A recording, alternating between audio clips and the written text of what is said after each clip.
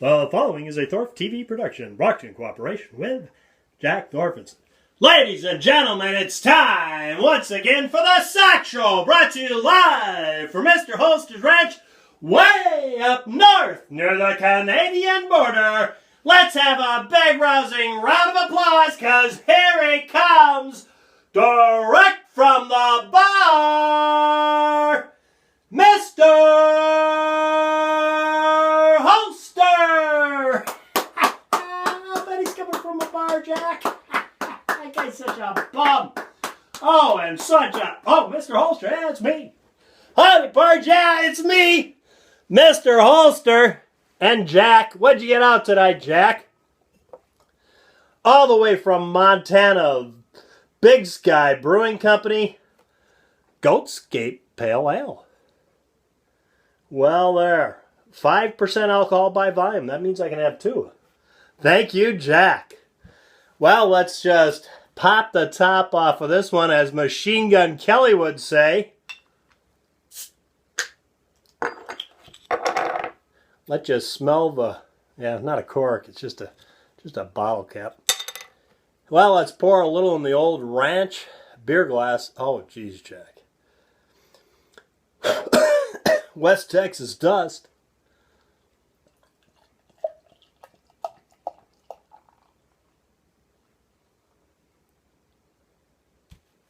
Well, that's interesting looking, Jack. It kind of looks like a Mountain Dew. It really does.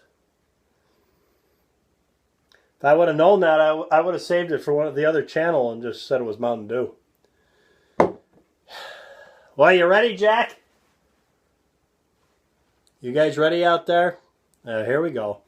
To the sunny slopes of long ago.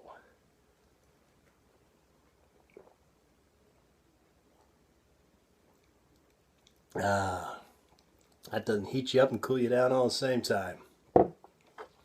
I tell you, things have changed around here ever since I found out about my ailment. So I'm kind of doing things a little differently. Starting when I get up. When I wake up, if I don't see candles and flowers, then I go ahead and get up. But first, I like to thumb my way through one of Jack's old Playboys. Kind of gets my heart started. I think one of the reasons I have these health issues is that the only exercise I've gotten in the last decade was being pallbearer for my friends who exercised all the time. I went down to the doctor for the checkup here yesterday. Was that yesterday, Jack? We drove me down there? Jack, sorry to interrupt your sleep time, but we're doing the show. Drove to the hospital and got my blood tests, and they once again said I was normal. Yeah, my liver function was normal, Jack. Yeah, he doesn't even laugh at it anymore. Now he's getting upset about it. And they took some x-rays, and they found that my stomach was throwing an olive at the camera. So, checked out normal, and they've changed my dosage for my chemotherapy. They've doubled it.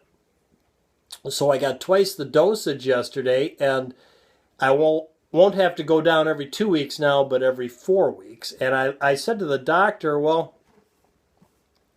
he said, they've okayed this, but you've been doing it every 2 weeks, and I'm going to give you your option to do it 2 weeks or 4 weeks. He was pretty insistent. I could tell he wanted me to do it 4 weeks. Obviously he's on salary and wants to cut his work in half. And I said to him, well, which works better? Does getting it every 2 weeks make it more consistent and it does a better job? And he says, well, all they've done in a study is found that they can double dose it and just do the dose once every 4 weeks instead of once every 2 without doing any damage to your lungs or your kidneys and your liver, hopefully. And he says they didn't do anything in the study about which works better because people with cancer die anyways. Right, Jack? Yeah. So this is what we're looking at tonight. Let me just take another sip because I'm really hot. I just came in from cutting. We had that bad storm the other day, and I had 6 trees come down over the fence line down there, and I wanted to put the horses in that pasture tomorrow. So we went down and cut up those 6 trees. We just came up from doing that, and it's 86 degrees outside, and I had to stand in a foot of water to cut the trees. That was so much fun, and on top of that, the mosquitoes were eating us alive, weren't they, Jack? They were just horrid, absolutely horrid. They're little tiny mosquitoes and just thousands of them all over. And if you've ever seen the movie African Queen, yeah, Humphrey Bogart's got nothing on us. Let me tell you, that was awful. So I'm going to enjoy a little more of this beer and pop my top on the next one before I get started with the firearm in question. Just hang on.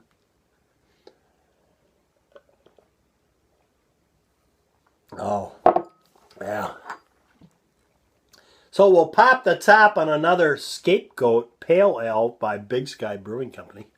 As Machine Gun Kelly would say, we'll pop the top on another one.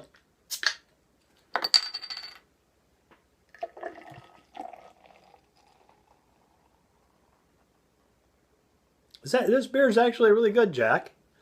It was a good choice. Thank you very much. Yeah, it's very good. Set that aside, get myself straightened out. I got this gun out today. I'm sure you've seen it before if you watch my channel. But I wanted to get it out because it's time to unload it in Cycle Magazine. Because it's been loaded for a while. So we'll unload it right now. But I can unload these rounds from the magazine and put them in a new magazine after the show. I like to do that at least once a month. Yeah, and I know everybody says the springs are better nowadays. You don't have to do that. Well, old habits die hard. I can remember that one night, that was about, what year was that, Jack? It was like 1990, 1991, something like that. And they had this domestic call, and the fellow was going to cut up his wife with a knife. And they were in the basement of the house, and this gal was the first one down the stairs. And quite frankly, between you and me, she wasn't into guns and didn't do a very good job taking care of her equipment. And she had to shoot the gentleman in question, and she shot him, and he kept coming towards her with the knife after the first shot, and the second shot was a big click. And the fella expired before he reached her. I shouldn't laugh about that. But he did. And what had happened was she had never taken the rounds out of that magazine, and the spring was, the magazine had been loaded so long, the springs had rusted to the side of the magazine. So yeah, when she shot the first round, there were no follow-up rounds. Yeah, because she loaded that and the springs just didn't push up the next round. So, and there was rust involved. This part of the country is really humid. It's humid in the wintertime too, except for inside it's not because you got that heat going all the time. But yeah, it's really humid up here. The only thing that would be worse is being down in Florida where you had the salt air to go with it.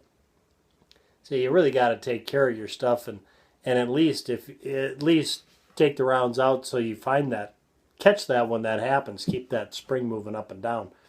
For all of you that are going to tell me that you don't have to do that because springs are better than they were before and they don't stack anymore. Well, other things happen besides stacking.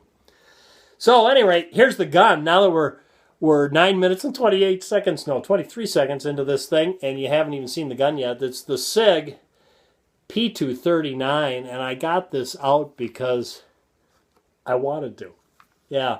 Well, actually, I got this out because, interestingly enough, I read an article this week about the latest trend in firearms. The last latest trend was small, compact 9mm firearms with 6-round magazines, basically, which would be your Smith & Wesson Shield, the XDS Springfield XDS, the Ruger LC9, and that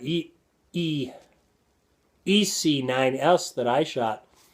Very accurate firearm. Yeah, out at 50 yards, I was hitting the steel without any problem. I didn't miss one shot when I shot that gun.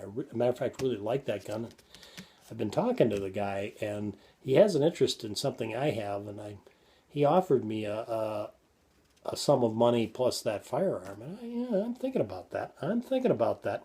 Any rate, so I got this out because the latest trend now is people are going to snubby revolvers. For all the people that can't stay with one gun for more than 10 seconds. They're out there going after snubby revolvers now. That's the hot trend in the firearms industry. I thought I'd bring that up. And basically what you have here is a square snubby revolver, because this is a double action only trigger pull. It's 40 Smith & Wesson. This is the 939 in 40 Smith & Wesson. And it's the SAS model, which is the Sig anti-snag model, with a DAC trigger, which is basically a double action only trigger, just a little different, and we'll talk about that in a second. You pull the trigger, and each pull of the trigger is double action. It's a little different in that it's got a feature that you can short stroke this firearm. When you pull the trigger, it clocks out at somewhere short of 10 pounds, and once the slide comes back, you can notice how that hammers back a little.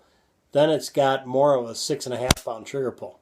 But if you short stroke it, then it's going to have the full 10 pound trigger pull again.